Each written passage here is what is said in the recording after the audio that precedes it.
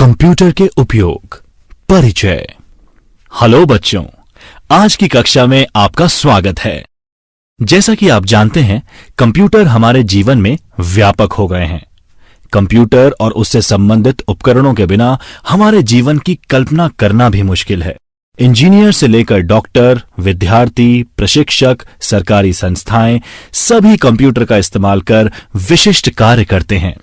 Computer हमारे जीवन का एक अभिन्न अंग बन चुका है और इसने हमारे जीवन को आसान, सरल, कुशल और उत्पादक बना दिया है। सूचना प्रौद्योगिकी से उद्योग और व्यवसाय एक नए मकाम पर पहुंच चुके हैं। इस अध्याय में हम विभिन्न क्षेत्रों में कंप्यूटर के उपयोगों के बारे में जानेंगे। इस अध्याय में कवर किए जाने वाले मुख्य क्षेत्र हैं घर, व्यापार, शिक्षा, चिकित्सा, ई प्रशासन, ई कॉमर्स, बैंकिंग और यात्रा। आइए शुरुआत करते हैं घरों में कंप्यूटर के उपयोग से। आज कंप्यूटर घरों में विभिन्न प्रयोजनों से इस्तेमाल किया जा रहा है। कुछ उदाहरण हैं। मनोरंजन। कंप्यूटर का उपयोग टेलीविजन प्रोग्राम देखने, मूवी देखने, वीडियो देखने, संगीत सुनने, कंप्यूटर गेम खेलने, लाइव स्ट्रीमिंग वीडियो देखने और कई अन्य मनोरंजन और मनोविनोद संबंधी गतिविधियों के लिए किया जा सकता है। लोग इंटरनेट पर मनोरंजन ढूंढ सकते हैं। कई कंप्यूटर गेम और अन्य मनोरंजन के साधन इंटरनेट पर डाउनलोड के लिए उपलब्ध हैं। कंप्यूटर गेम मनोरंजन और मनोविनोद का एक बड़ा स्रोत है। कई ऐसे खेल उपलब्ध हैं जो विशेष रूप से आपकी मानसिक योग्यता और बौद्धिक शक्ति में सुधार करने के लिए विकसित किए गए हैं। आप इंटरनेट पर लाइव मैच भी देख सकते हैं। Social media. लोग सोशल मीडिया टूल्स का इस्तेमाल दोस्तों व परिवार के साथ ऑडियो और वीडियो चैटिंग के लिए करते हैं। स्काइप जैसी एप्लीकेशन वीडियो चैटिंग के लिए मशहूर है।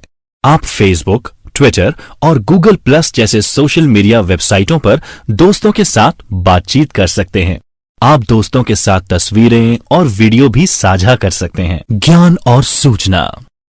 लोग कौशल और ज्ञान को बढ़ाने के लिए इंटरनेट की मदद ले सकते हैं। आप इंटरनेट पर किसी भी तरह की सूचना प्राप्त कर सकते हैं।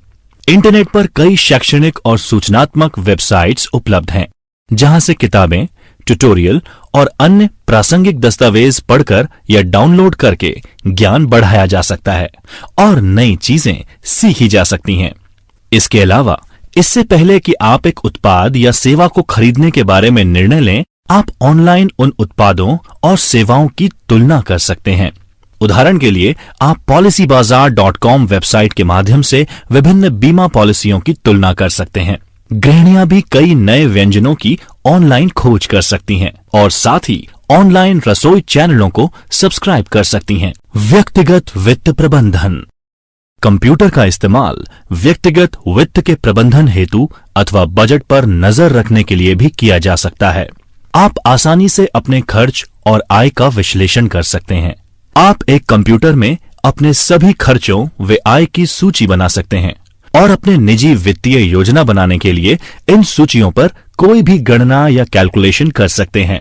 बुनियादी गणना माइक्रोसॉफ्ट एक्सेल के उपयोग से की जा सकती है, जो हम इस पाठ्यक्रम के आगामी अध्यायों में पढ़ेंगे। विशेष सॉफ्टवेयर भी उपलब्ध होते हैं जो कि आपकी आय और खर्च का प्रबंधन कर सकते हैं और कुछ वास्तव में उपयोगी रिपोर्ट उत्पन्न कर सकते हैं। स्कूल और कॉलेज होमवर्क।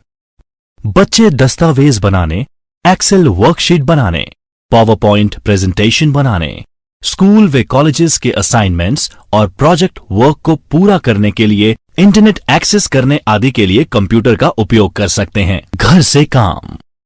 एक पर्सनल कंप्यूटर या लैपटॉप का उपयोग कर लोग घर से ही कार्यालय का काम का प्रबंधन कर सकते हैं। ये कई आईटी कंपनियों में आजकल एक आम बात है। आजकल कई लोग www.elance.com, www.freelancer.com, www.getacoder.com आदि जैसी कुछ ऑनलाइन वेबसाइट्स पर पंजीकरण करके फ्रीलांसर्स के रूप में काम कर रहे हैं। कंप्यूटर का व्यवसाय में उपयोग। कंप्यूटर में गणना की उच्च गति, उद्यम, सटीकता, विश्वसनीयता और बहुमुखी प्रतिभा होती है, जिसने इसे व्यापार की दुनिया का एक अभिन्न हिस्सा बना दिया है। प्रशासनिक कागजी कार्य भी कंप्यूटर के उपयोग से काफी कम हो गया है। आज की प्रतियोगी दुनिया में कार्यालय दक्षता और उत्पादकता बढ़ाने के लिए कंप्यूटर ऑटोमेशन का लाभ उठाना बहुत जरूरी है। आज कंप्यूटर एप्लीकेशन व्यापार की लागत को कम करने और ग्राहकों की संतुष्टि बढ़ाने में मददगार साबित हो रहे हैं। कई अत्याधुनिक उद्योग विशेष ऑफिस ऑटोमेशन बाजार में उपलब्ध हैं, जिसका उपयोग व्यापार में किया जा सकता है। संचार ये व्यापार का एक महत्वपूर्ण पहलू है, जहां कंप्यूटर एप्लीकेशंस जैसे ईमेल, इंस्टेंट मैसेजिंग, संपर्क प्रणाली, VoIP यानी voice over internet protocol, video chat आदि का उपयोग कर्मचारियों, ग्राहकों, विक्रेताओं और कंपनी मैनेजमेंट जैसे विभिन्न हितधारकों के बीच संचार के लिए किया जा रहा है। कंपनियां आउटलुक जैसी एप्लीकेशन के उपयोग से आधिकारिक मेल, घटनाओं को ट्रैक करना और कर्मचारियों की बैठकों का प्रबंधन इत्यादि कर सकती हैं। स्काइप, गूगल हैंगआउट और इसी तरह के प्रोग्राम्स आपको दुनिया भर में दूर दराज लोगों के साथ चैट, वीडियो बैठकें आदि आयोजित करने की क्षमता प्रदान करते हैं। ये संचार प्लेटफॉर्म स्मार्टफोन और टैबलेट पर भी काम करते हैं। उन्नत कंप्यूटरीकृत फोन सिस्टम यानी IVR, interactive voice responses, support को ऑटोमेट करने की सुविधा देता है, जिसमें एक वर्चुअल ऑपरेटर कॉल करने वाले ग्राहकों को सही विभाग से तुरंत संपर्क कराकर बेहतर व तेज सपोर्ट देने में मदद करता है। बिक्री एवं विपणन कंप्यूटर एप्लीकेशन व्यवसायों में योजना बनाने, लागू करने, बिक्री और विपणन गतिविधियों यानी सेल्स एंड मार्केटिंग को ट्रैक और रिपोर्ट करने में सहायक हैं। वेबसाइट बनाकर सॉफ्टवेयर की सहायता से डिजिटल विज्ञापन व कैंपेन लॉन्च किए जाते हैं। विज्ञापन अभियान बनाने से लेकर अभियान को ट्रैक करना, उपभोक्ताओं से संपर्क कर डेटा इकट्ठा करने और डेटा का विश्लेषण करने तक सब कुछ विशेष उपकरण और सॉफ्टवेयर्स के द्वारा किया जाता है। डिजिटल मार्केटिंग एक प्रचलित शब्द है, जिसके द्वारा उत्पादों की टारगेटेड, मात्रात्मक यानी मेजरेबल और इंटरैक्टिव मार्केटिंग की जाती है। वे डिजिटल तकनीक को इस्तेमाल करके उपभोक्ताओं तक पहुंचकर उपभोक्ताओं को बरकरार रखने की कोशिश की जाती है। इसका मुख्य उद्देश्य ब्रांड्स को बढ़ावा देने, वरीयता के निर्माण और विभिन्न डिजिटल मार्केटिंग तकनीक और चैनल्स के माध्यम से बिक्री बढ़ाना है। डिजिटल मार्केटिंग में मोबाइल और पारंपरिक टीवी और रेडियो के अलावा इंटरनेट को मुख्य प्रचार माध्यम के रूप में उपयोग में लिया जाता है। कुछ इस्तेमाल होने वाले ऑनलाइन चैनल्स निम्न प्रकार से हैं: affiliate marketing, display advertising, email marketing, search marketing, social media, social networking, game advertising और वीडियो एडवर्टाइजिंग। वित्त एवं मानव संसाधन आमतौर पर कंपनीज के स्वचालित वित्त यानी फाइनेंस और मानव संसाधन यानी ह्यूमन रिसोर्सेज, जिसे HR भी कहा जाता है, कार्यों को संभालने के लिए ERP यानी एंटरप्राइज रिसोर्स प्लानिंग पैकेजों का उपयोग किया जाता है। इन पैकेजेस में वित्तीय लेखांकन, सामान्य खाता बही की तरह सभी महत्वपूर्ण कार्यों जैसे प्राप्य खातों, देय खातों, कराधान संपत्ति लेखांकन, पेरोल, भर्ती, लाभ, प्रदर्शन और कर्मचारी मूल्यांकन आदि का ख्याल रखा जाता है। मानव संसाधन प्रबंधकों के लिए रिपोर्ट की सुविधा भी होती है, ताकि विशिष्ट कर्मचारियों का प्रोफाइल उनके माध्यम से उत्पन्न किया जा सके। वित्त और मानव संसाधन के अलावा ERP मॉड्यूल में बिक्री, योजना, इन्वेंट्री, संचालन और प्रशासन भी समाहित होते हैं। शिक्षा और प्रशिक्षण व्यापार जगत कर्मचारियों को शिक्षित करने के लिए कंप्यूटर्स का उपयोग प्रक्रियाओं, तकनीकी विषयों, व्यावसायिक विषयों, कंपनी की नीतियों, मानक प्रक्रियाओं और सुरक्षा को समझाने के लिए करता है। कंप्यूटर का उपयोग कर्मचारियों को ई-लर्निंग प्लेटफॉर्म एवं ई-कंटेंट का उपयोग करके शिक्षित करने व प्रशिक्षित करने में किया जाता है, जिससे कर्मचारी अपने स्वयं की ट्रेनिंग व जगह खुद पसंद करके अपनी गति से सीख सकता है। ऑनलाइन आकलन द्वारा तुरंत प्रमाणित भी किया जा सकता है। स्टॉक एक्सचेंज शेयर बाजार व्यवसायियों के लिए एक महत्वपूर्ण स्थान है।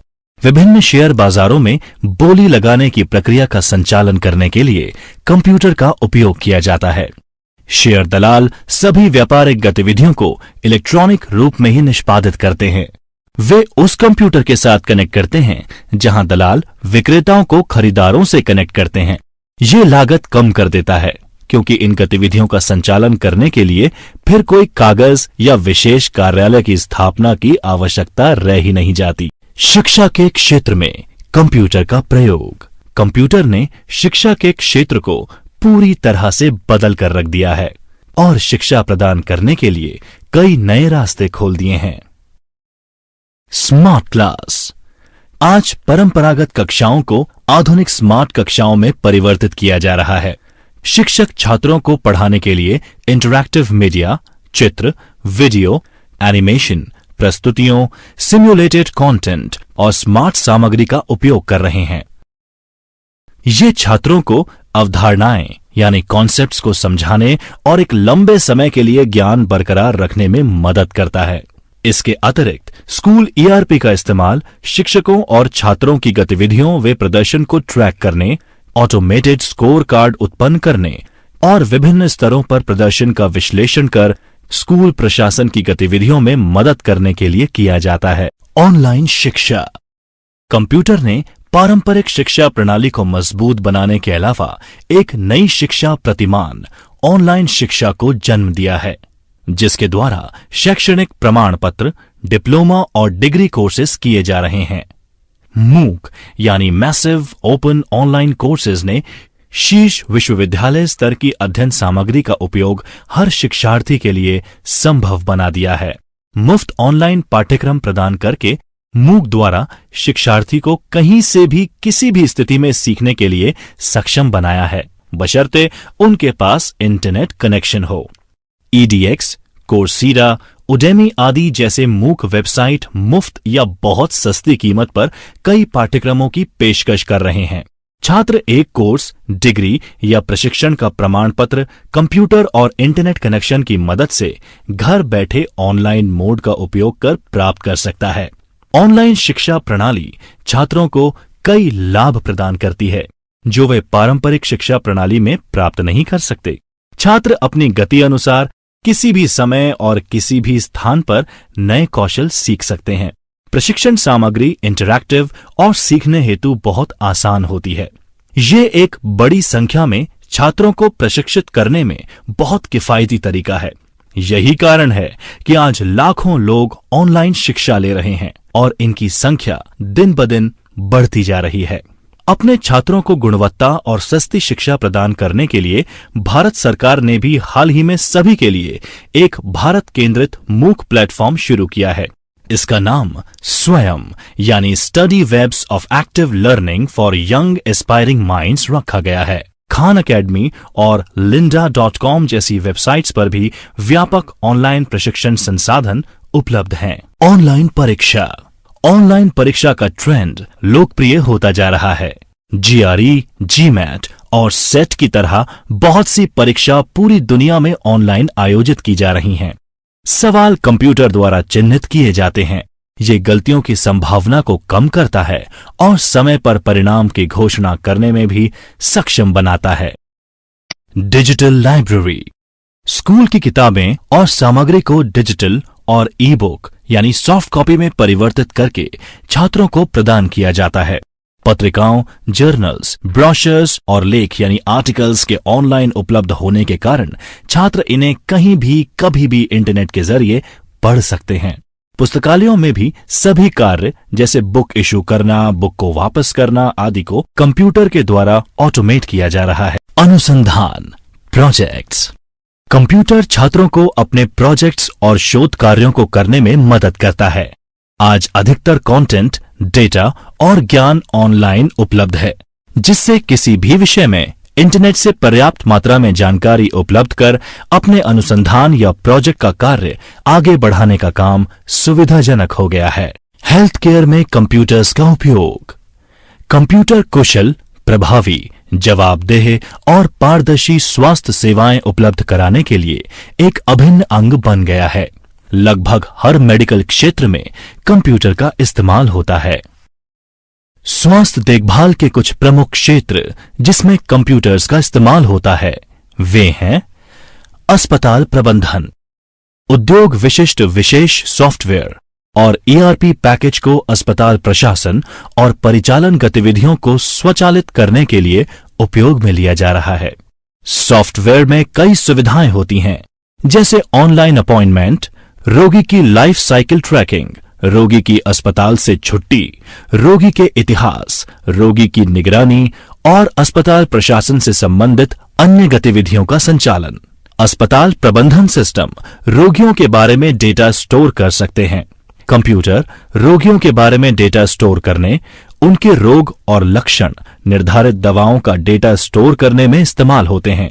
इसके अलावा रोगियों की निगरानी करने के लिए चिकित्सा वार्ड और गहन देखभाल इकाइयों यानी इंटेंसिव केयर यूनिट्स में कंप्यूटरीकृत निगरानी प्रणाली स्थापित की जाती है। कंप्यूटर इन पद्धतियों से नाड़ी, रक्तचाप और शरीर के तापमान की निगरानी कर सकते हैं और किसी भी गंभीर स्थितियों के बारे में मेडिकल स्टाफ को सचेत कर सकते हैं। मेडिकल लैब्स कंप्यूटर ने मेडिकल टेस्ट जैसे रक्त, मूत्र, ऊतकों, तरल पदार्थ आदि को स्वचालित कर सटीक बनाया है एवं टेस्ट की गुणवत्ता में वृद्धि की है।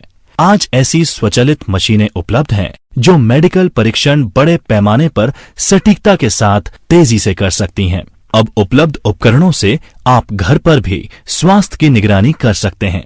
उदाहरण के लिए रक्तचाप और मधुमेह की निगरानी बाजार में उपलब्ध डिजिटल उपकरणों से घर पर आसानी से की जा सकती है। शल्य चिकित्सा, सर्जरी कंप्यूटर से आधुनिक मशीनों को न्यूनतम इन्वेसिव सर्जरी के लिए तैयार किया जाता है।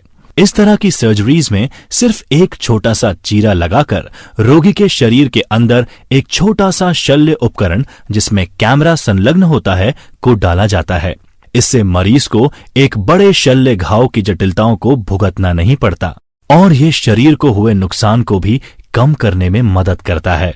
इन न्यूनतम इन्वेसिव उपकरणों से डॉक्टर मरीज के शरीर के अंदर की इमेजेस को बाहर रिले कर देख पाता है, जो एक डॉक्टर को एक अच्छी शल्य चिकित्सा यानी सर्जरी करने में मदद करता है। कंप्यूटरीकृत रोबोटिक्स डॉक्टर्स को उसी कमरे में व्यक्तिगत रूप से मौजूद रहे बिना मरीजों की सर्जरी करने में मदद करता है। कंप्यूटर नियंत्रित इस तरह की सर्जरी से डॉक्टर रोगियों के जीवन को कई मील दूर से बचा सकता है, जो अन्यथा संभव नहीं हो सकता है।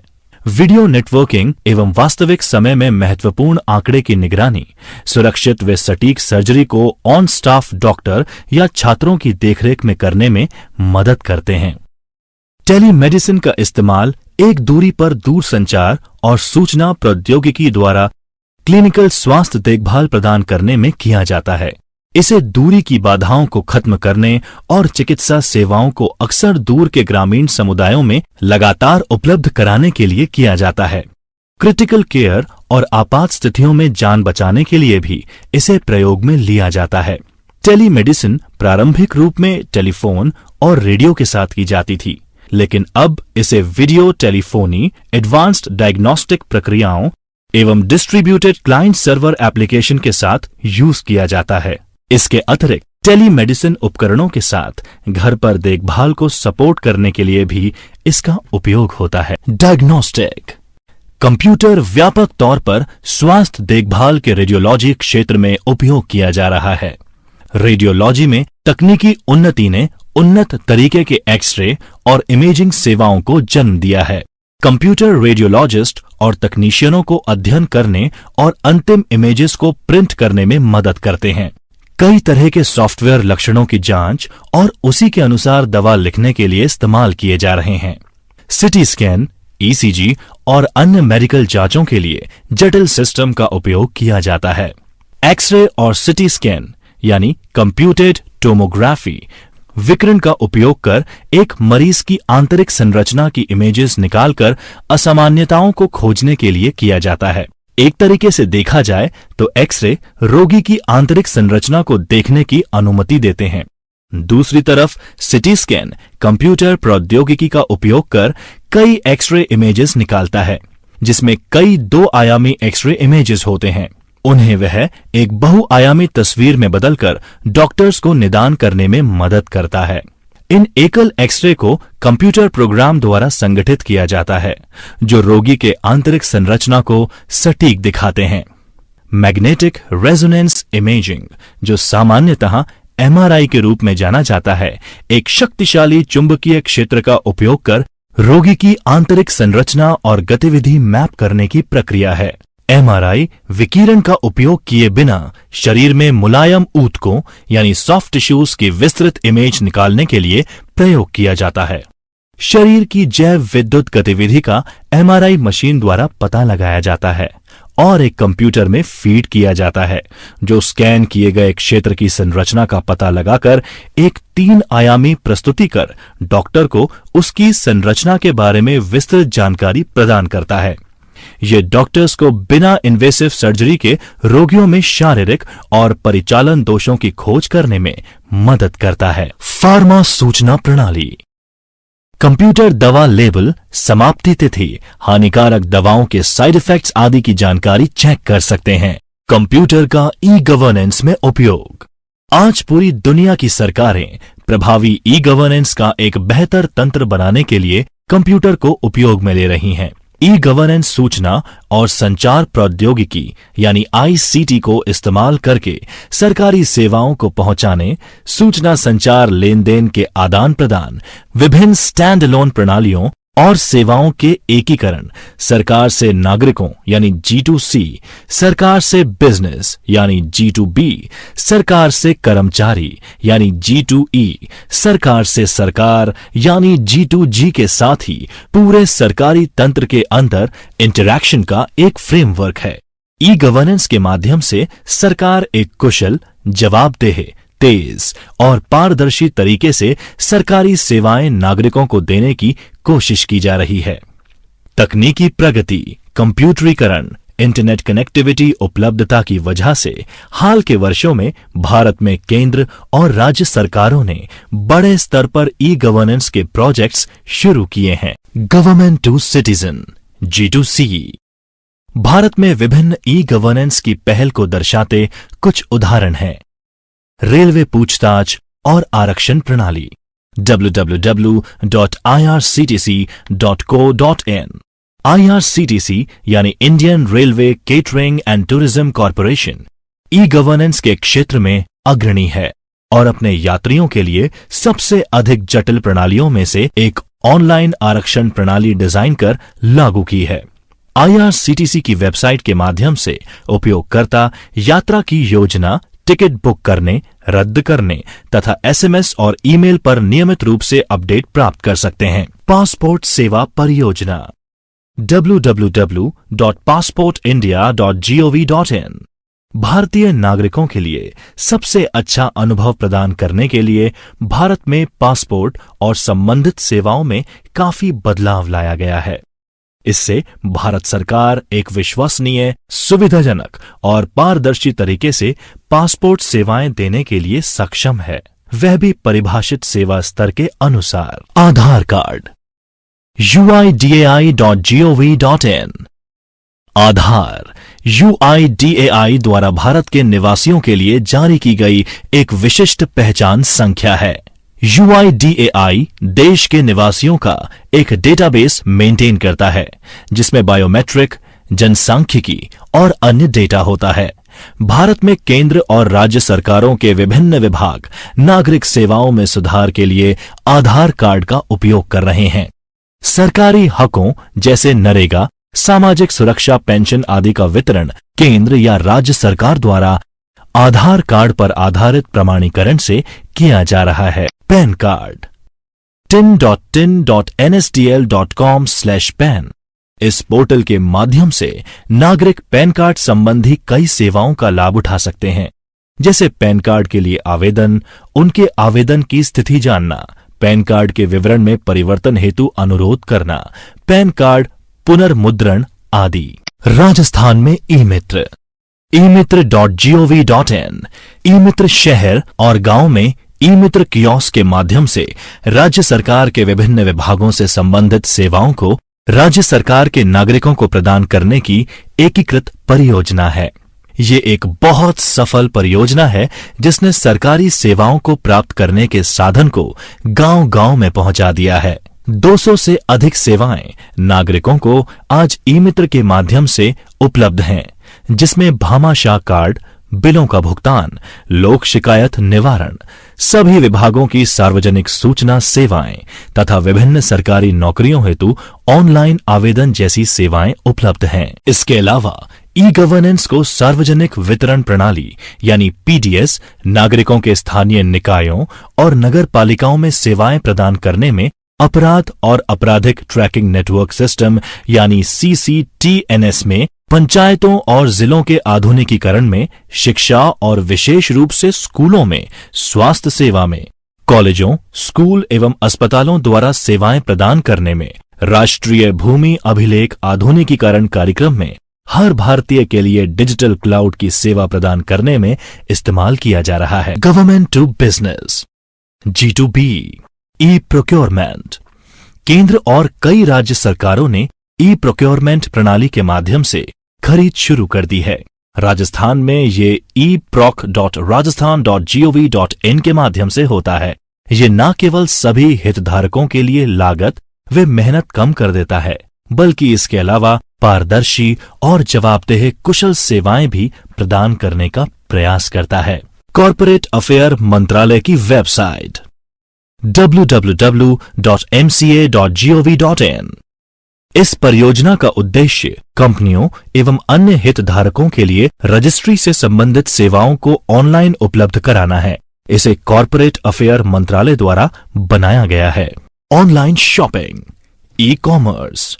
ऑनलाइन स्टोर आमतौर पर 24 घंटे उपलब्ध हैं, इसलिए ये ऑनलाइन शॉपिंग अन्य फायदों के अलावा बहुत सुविधाजनक भी है। ऑनलाइन शॉपिंग इलेक्ट्रॉनिक कॉमर्स यानी ई कॉमर्स का एक रूप है जो उपभोक्ताओं को सीधे इंटरनेट पर वेब ब्राउजर का उपयोग कर एक विक्रेता से सीधे सामान या सेवाओं को खरीदने में मदद करता है। मोबाइल कॉमर्स या एम कॉमर्स एक ऑनलाइन रिटेलर से मोबाइल अनुकूलित ऑनलाइन साइट या एप्लीकेशन से खरीद का तरीका है। ऑनलाइन ग्राहकों के पास एक ट्रांजैक्शन को पूरा करने के लिए इंटरनेट और भुगतान की मान्य विधि का होना आवश्यक है। उपभोक्ता सीधे रिटेलर की वेबसाइट पर जाकर या एक शॉपिंग सर्च इंजन का उपयोग कर वैकल्पिक विक्रेताओं के बीच ढूंढकर अपनी रुचि का कोई उत्पाद पा सकते हैं। एक बार एक विशेष उत्पाद विक्रेता की वेबसाइट पर आने पर अधिकांश ऑनलाइन खुदरा व्यापारी शॉपिंग कार्ट सॉफ्टवेयर का उपयोग कर एक पारंपरिक दुकान में भौतिक खरीदारी की टोकरी भरने की तरह ही उसमें तरह तरह की मात्रा समायोजित करने की अनुमति देता है। इसके बाद चेकआउट प्रक्रिया होती है, जिसमें आवश्यकता पड़ने पर भुगतान और उत्पाद पहुंचाने के पते की जानकारी एकत्र की जाती है। कुछ ऑनलाइन स्टोर्स में उपभोक्ताओं को एक स्थायी ऑनलाइन खाते के लिए साइन अप करने की अनुमति होती है, जिसमें उनको केवल एक बार में प्रवेश करने की जरूरत होती है तथा बार बार जानकारी नहीं भरनी पड़ती। उपभोक्ता को अक्सर एक ईमेल प्राप्त होती है जिसमें एक बार लेन देन के पूरे होने की पुष्टि हो जाती है। ऑनलाइन शॉपिंग साइट्स में आमतौर पर net banking, credit card, debit card और कैश ऑन डिलीवरी यानी सीओडी भुगतान जैसे कई भुगतान के तरीके होते हैं। कुछ लोकप्रिय ऑनलाइन शॉपिंग वेबसाइट्स हैं Amazon, Snapdeal, Flipkart, eBay, Paytm सभी तरह के प्रोडक्ट्स के लिए, जबोंग, मिंत्रा लाइफस्टाइल और फैशन प्रोडक्ट्स के लिए, paper fry, urban leather furniture के लिए, फर्स्ट क्राई बेबी ऑय बच्चों की खरीदी के लिए। बैंकिंग में कंप्यूटर का उपयोग। बैंकिंग उद्योग जगत आईटी क्रांति के साथ पूरी तरह से बदल गया है। अब व्यापक रूप से बैंकों में कंप्यूटर उपयोग किया जाता है। कंप्यूटर रिकॉर्ड रखने और ग्राहकों के खातों को मेंटेन रखने के लिए बैंकों में उपयोग किया जाता है। अधिकांश बैंक एटीएम की सुविधा प्रदान करते हैं। ग्राहक दिन के किसी भी समय उसके बैंक या किसी अन्य बैंक की किसी भी शाखा से एटीएम कार्ड के माध्यम से पैसा निकाल सकते हैं। इंटरनेट बैंकिंग एक इलेक्ट्रॉनिक भुगतान प्रणाली है जिसमें बैंकों, बीमा कंपनियों, वित्तीय दलालों जैसे वित्तीय संस्थानों के ग्राहकों को वित्तीय लेन देन करने की अनुमति होती है। उदाहरण के लिए भुगतान के हस्तांतरण, बिल का भुगतान, बीमा प्रीमियम भरना, बैंक स्टेटमेंट देखना आदि।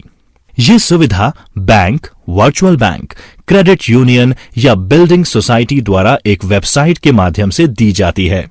आमतौर पर सभी बैंकों और वित्तीय संस्थानों द्वारा अपने सभी ग्राहकों को ऑनलाइन बैंकिंग सुविधाएं उपलब्ध कराई जाती हैं। इंटरनेट बैंकिंग का उपयोग करने के लिए एक ग्राहक को वित्तीय संस्थानों के साथ रजिस्टर होकर क्रेडेंशियल प्राप्त करने की आवश्यकता होती है, जिसमें आमतौर पर यूजर आईडी, पासवर्ड और ग्राहक के पहचान के सत्यापन यानी वेरिफिकेशन के लिए अन्य जानकारी शामिल है। आज वित्तीय संस्थान एक सुरक्षित वेबसाइट का इस्तेमाल करने के अलावा उसे और सुरक्षित बनाने के लिए अतिरिक्त सुरक्षा क्रेडेंशियल के रूप में एक ओटीपी यानी ग्राहक के पंजीकृत मोबाइल नंबर पर भेजा वन टाइम पासवर्ड का उपयोग करते हैं। इंटरनेट बैंकिंग का उपयोग करने के लिए एक ग्राहक को वित्तीय संस्थानों की सुरक्षित वेबसाइट को उपयोग करने की आवश्यकता होती है और वेबसाइट पर क्रेडेंशियल्स डालकर सभी आवश्यक सेवाओं को एक्सेस किया जा सकता है। आमतौर पर वित्तीय संस्थान ग्राहकों द्वारा किए गए लेन देन का आमतौर पर ग्राहक निम्नलिखित गतिविधियां इंटरनेट बैंकिंग के माध्यम से कर सकते हैं। खाते की शेष राशि को देखना, हाल ही के लेन देन यानी मिनी और पूर्ण स्टेटमेंट देखना और एक्सेल, पीडीएफ आदि कई स्वरूपों में स्टेटमेंट को डाउनलोड करना। सेवाएं जैसे चेकबुक, प्रोफाइल को अद्यतन करने, चेक आदि को देखना। ग्राहक के खाते से जुड़े खातों के बीच धन स्थानांतरण, थर्ड पार्टी को बिल भुगतान एवं धन स्थानांतरण, निवेश यानी शेयर, म्यूचुअल फंड आदि की खरीद या बिक्री, ऋण आवेदन पत्र और लेन देन, क्रेडिट कार्ड आवेदन, बिलर्स रजिस्टर करना और बिल भुगतान करना। यात्रा में कंप्यूटर का उपयोग। आजकल बस, सड़क मार्ग या ट्रेन से यात्रा कंप्यूटर पर ऑनलाइन बुकिंग के साथ शुरू होती है। भारतीय रेल विमानन कंपनियों जैसे spice jet, air India, Indigo, jet Airways, राज्य रोडवेज, आरएसआरटीसी और यहां तक कि निजी बस सेवा प्रदाताओं ने भी हर किसी ने अपनी वेबसाइट बना ली है, जो कि लोगों को उनकी सेवाओं का उपयोग कर यात्राओं की योजना बनाने में मदद करता है। आपको प्रस्थान व वापसी की तारीख और गंतव्य भरने के बाद कंप्यूटर स्क्रीन पर टिकट की कीमतें, मार्ग और ऑनलाइन भुगतान करने के लिए विकल्प दिखते हैं। बुकिंग वेबसाइट आपके लिए पूरी सुविधाएं प्रदान करते हैं, जिसमें टिकट बुक करना, आवास बुक करना, परिवहन, वीजा, भोजन सभी सम्मिलित हो सकते हैं, जो कि आपकी यात्रा को और अधिक सुखदायी और मजेदार बना सकते हैं। आइए अब रमेश और सुरेश की इस रोचक बातचीत के माध्यम से आईआरसीटीसी टिकट बुकिंग की प्रक्रिया को समझते हैं। हे सुरेश, मुझे जल्दी से अपने माता पिता की ट्रेन टिकट बुक करनी है, पर मैंने पहले कभी ये नहीं किया। क्या तुम मेरी मदद कर सकते हो? हाँ रमेश, जरूर। चलो अपना लैपटॉप इधर दो, मैं तुम्हें दिखाता हूं कि ये कैसे होता है। सबसे पहले ये बताओ कि क्या तुमने आईआरसीटीसी वेबसाइट पर कभी अपना रजिस्ट्रेशन किया हुआ है? नहीं सुरेश। ठीक है, फिर www.irctc.co.in वेबसाइट पर जाकर पहले होम पेज पर साइन अप बटन से अकाउंट बनाते हैं। ठीक है, आईआरसीटीसी पर बिना रजिस्ट्रेशन के टिकट बुक करना संभव नहीं है, जबकि कई अन्य वेबसाइट्स में बिना रजिस्ट्रेशन के भी टिकट बुक हो जाता है। चलो अब यूजर क्रिएट करने के लिए इस पेज में मांगी गई सभी जरूरी जानकारी भरते हैं। इसमें ज्यादा वक्त तो नहीं लगेगा ना? अरे नहीं, बस 2 मिनट का काम है, अभी हो जाएगा। अरे वाह,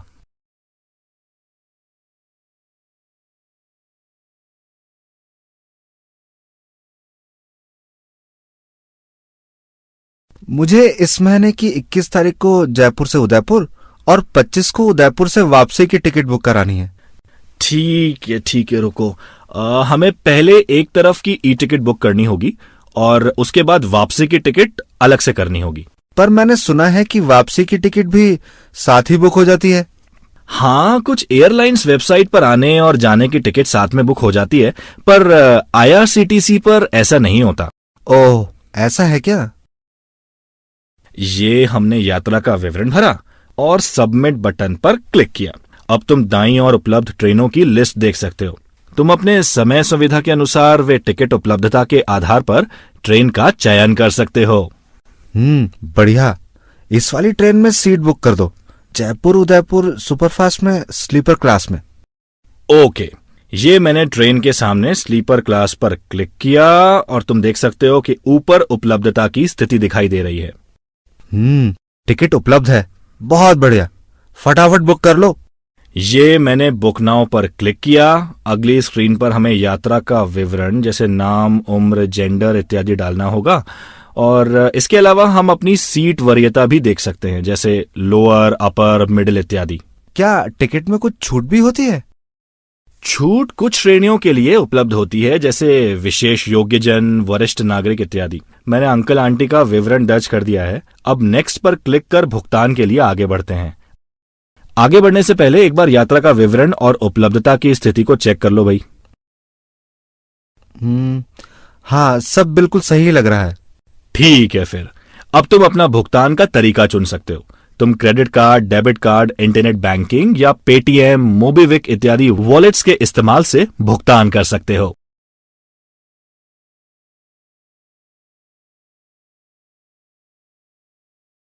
मैं इंटरनेट बैंकिंग से भुगतान करूंगा, वह भी स्टेट बैंक ऑफ बीकानेर और जयपुर से।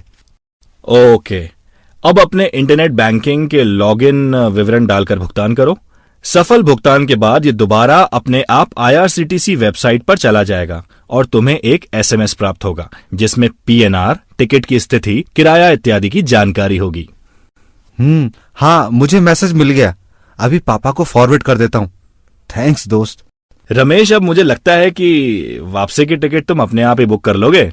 हाँ, अब मैं बहुत कॉन्फिडेंट महसूस कर रहा हूँ। यह तो बहुत आसान था। मैं इस तरह से अब किसी भी वेबसाइट पर टिकट बुक कर सकता हूँ। यहाँ तक कि मैं इसे अपने माता पिता को भी बुक करके दिखा सकता हूँ।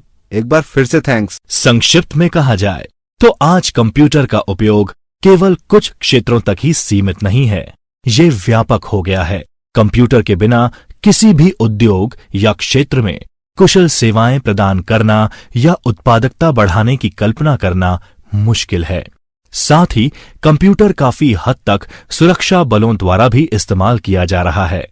आधुनिक टैंक, मिसाइल, हथियार आदि कंप्यूटरीकृत नियंत्रण प्रणाली पर कार्यरत हैं। कुछ सैन्य क्षेत्र जहां एक कंप्यूटर इस्तेमाल किया गया है वे हैं मिसाइल नियंत्रण, सैन्य संचार, सैन्य अभियान और योजना, स्मार्ट हथियार इत्यादि। कंप्यूटर निम्न क्षेत्रों में भी इस्तेमाल किया जा रहा है।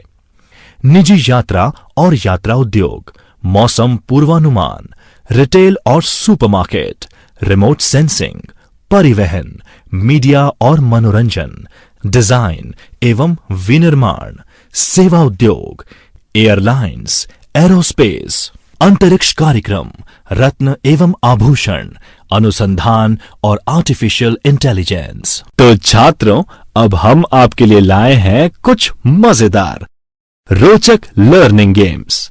शुरू करने से पहले दिए गए निर्देश जरूर पढ़ें।